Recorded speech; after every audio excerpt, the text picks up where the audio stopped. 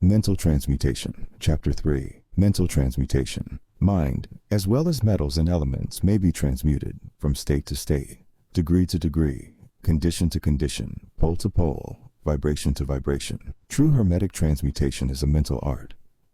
The Kybalion. As we have stated, the Hermetists were the original alchemists, astrologers, and psychologists, Hermes having been the founder of these schools of thought. From astrology has grown modern astronomy. From alchemy has grown modern chemistry. From the mystic psychology has grown the modern psychology of the schools. But it must not be supposed that the ancients were ignorant of that which the modern schools suppose to be their exclusive and special property. The records engraved on the stones of ancient Egypt show conclusively that the ancients had a full comprehensive knowledge of astronomy. The very building of the pyramids showing the connection between their design and the study of astronomical science. Nor were they ignorant of chemistry, for the fragments of the ancient writings show that they were acquainted with the chemical properties of things. In fact, the ancient theories regarding physics are being slowly verified by the latest discoveries of modern science, notably those relating to the constitution of matter. Nor must it be supposed that they were ignorant of the so-called modern discoveries in psychology. On the contrary, the Egyptians were especially skilled in the science of psychology, particularly in the branches that the modern schools ignore, but which nevertheless are being uncovered under the name of psychic science,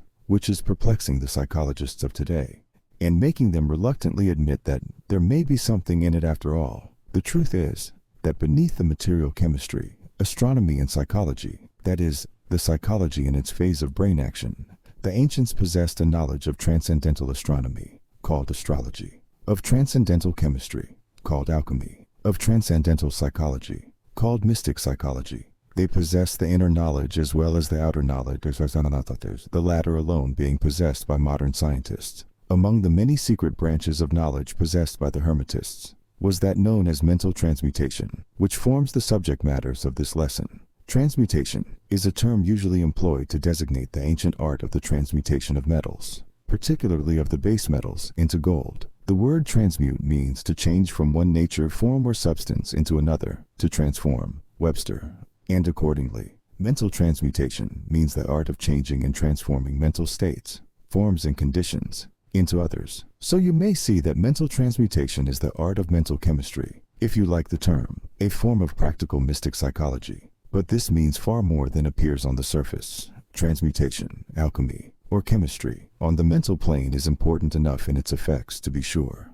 And if the art stopped there, it would still be one of the most important branches of study known to man. But this is only the beginning. Let us see why. The first of the 7 Hermetic Principles is the principle of mentalism, the axiom of which is that all is mind, the universe is mental, which means that the underlying reality of the universe is mind, and the universe itself is mental, that is, existing in the mind of the all. We shall consider this principle in succeeding lessons, but let us see the effect of the principle if it be assumed to be true. If the universal is mental in its nature, then mental transmutation must be the art of changing the conditions of the universe along the lines of matter, force, and mind. So you see, therefore, that mental transmutation is really the magic of which the ancient writers had so much to say in their mystical works, and about which they gave so few practical instructions. If all be mental, then the art which enables one to transmute mental condition must render the master the controller of material conditions, as well as those ordinarily called mental.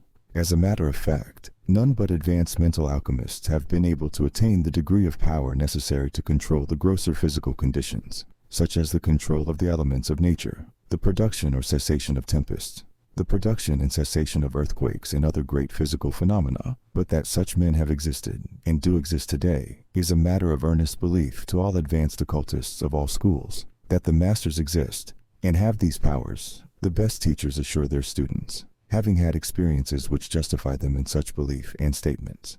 These masters do not make public exhibitions of their powers, but seek seclusion from the crowds of men, in order to better work their way along the path of attainment. We mention their existence, at this point, merely to call your attention to the fact that their power is entirely mental, and operates along the lines of the higher mental transmutation, under the Hermetic principle of mentalism. The universe is mental, but students and Hermetists of lesser degree than masters, the initiates and teachers, are able to freely work along the mental plane, in mental transmutation. In fact, all that we call psychic phenomena, mental influence, mental science, new thought phenomena, etc., operates along the same general line.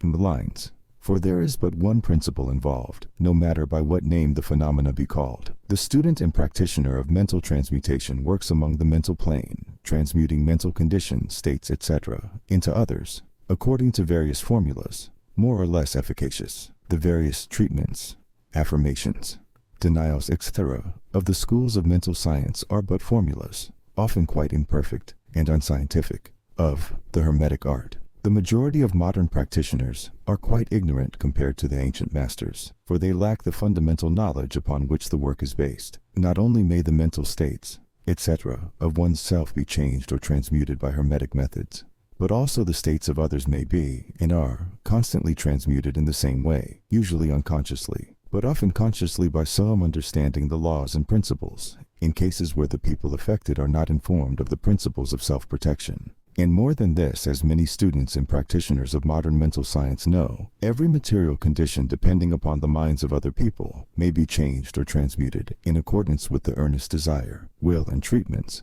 of person desiring changed conditions of life. The public are so generally informed regarding these things at present that we do not deem it necessary to mention the same at length. Our purpose at this point being merely to show the Hermetic principle and art underlying all of these various forms of practice, good and evil, for the force can be used in opposite directions according to the Hermetic principles of polarity. In this little book, we shall state the basic principles of mental transmutation, that all who read may grasp the underlying principles, and thus possess the master key that will unlock the many doors of the principle of polarity. We shall now proceed to a consideration of the first of the Hermetic 7 principles, the principle of mentalism, in which is explained the truth that the all is mind, the universe is mental.